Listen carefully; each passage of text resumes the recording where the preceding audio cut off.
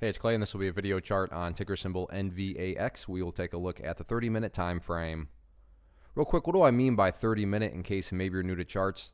Instead of each one of these candlesticks here representing 1 day's worth of price action, which is what you would normally see, each one represents 30 minutes. So while this here may look like several days worth of time, it's actually just today's price action broken down into 30-minute time slices.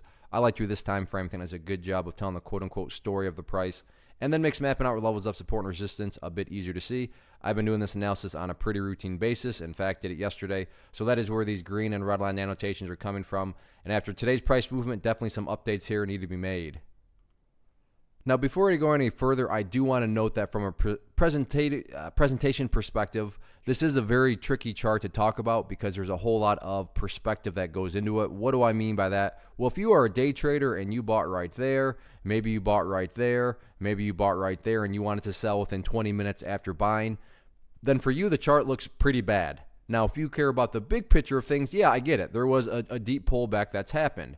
But from the big picture, the bulls do still have plenty of opportunity to build a higher base. And as long as you have higher bases being built over longer periods of time, that's how those long-term uptrends are constructed. I'm going to be talking about things from a big picture perspective. So if I sound crazy calling something bullish, then my guess would be you just had a much different outlook and perspective going into the trade. So again, I'm going to be making comments based on a bigger picture time frame. And with that, I'm going to just get rid of these lines up there. Yeah, they pertain.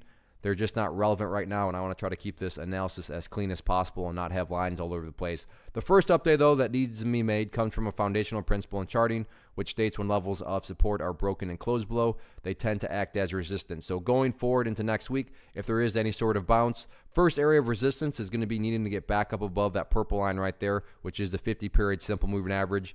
But after the price can, if it can get up above there, then the next key level to keep an eye on is $1.80.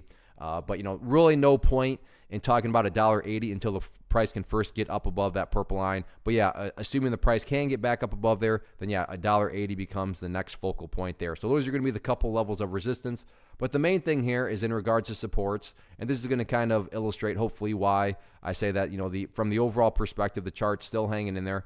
And that has to do with right here around $1.55. I'm not saying the price is going to go down there and test it, but let's just say it does. Price comes down here, bounces around, and then starts to head back up. What would you have in this perspective? Again, emphasis on big picture. From the big picture perspective, you'd still have a set of lows right there.